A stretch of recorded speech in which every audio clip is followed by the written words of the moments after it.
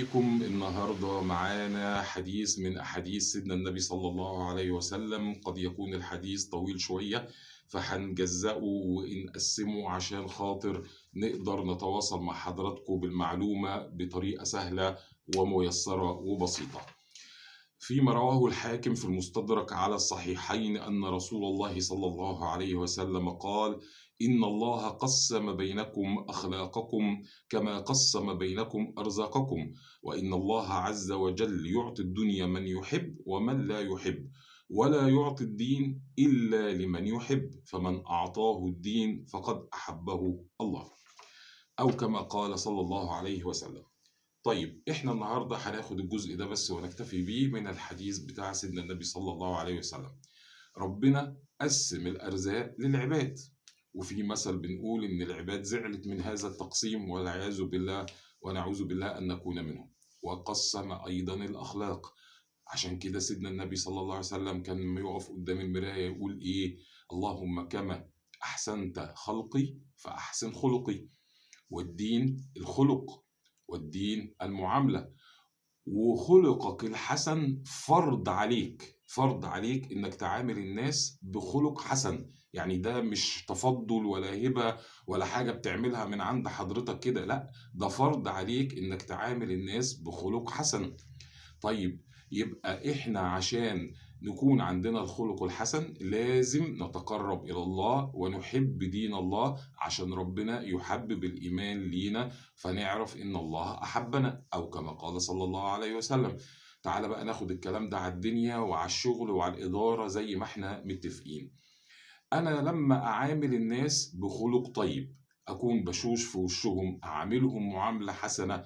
النبي صلى الله عليه وسلم ربنا قال له: لو كنت فظا غليظ القلب لانفضوا من حولك. لما كان اليهودي بيحط له القاذورات امام بيته صلى الله عليه وسلم كانش بيزعل، كان بيعامل الناس باخلاق النبوة، باخلاق حسنة. ما تجيش تقول اصل انا بعامل الناس على قد اخلاقهم، اصل انا بديهم شغل على قد فلوسهم، اصل انا لا. حضرتك انت خلي معاملتك كلها معاملة لربنا، تمام؟ قل إن صلاتي ونسكي ومحياي ومماتي لله. يبقى إذا أنا أعامل ربنا سبحانه وتعالى في كل معاملاتي. لما أعامل ربنا سبحانه وتعالى في كل معاملاتي هتكون النتيجة إيه؟ إن الناس تشوف مني الخلق الحسن. الخلق الحسن ده هيعود عليا بانطباعات كتيرة قوي.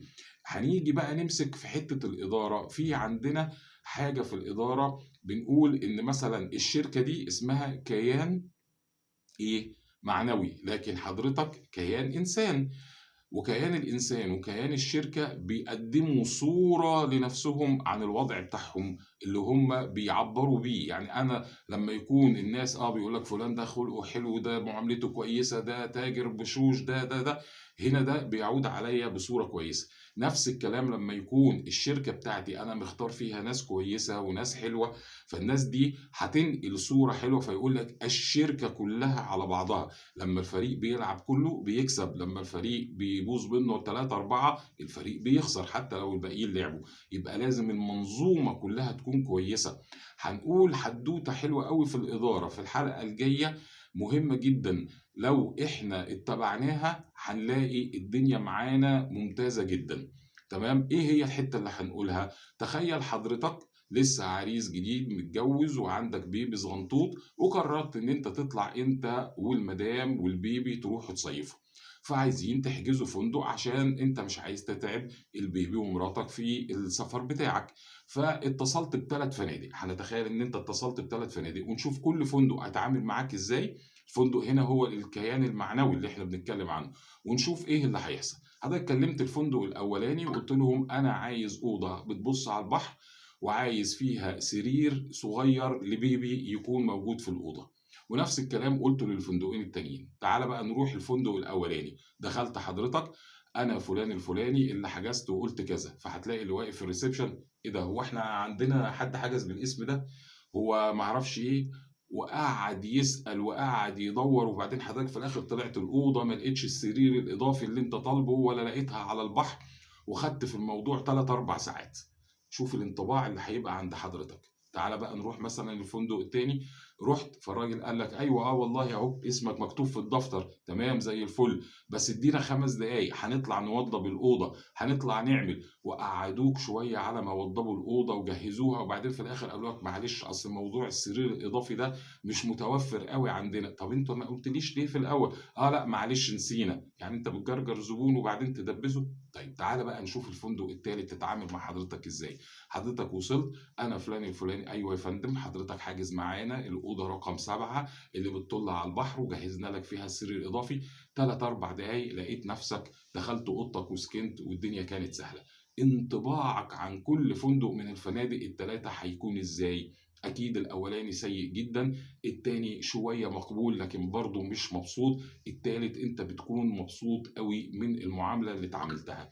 هو ده اللي لازم تخلّيه في شركتك، في مكتبك، في معاملتك مع الناس، إنك تنقل الصورة الحلوة اللي هي الأخلاق اللي النبي صلى الله عليه وسلم حثّنا عليها، ويبان خُلقك في دينك ودينك في خُلقك.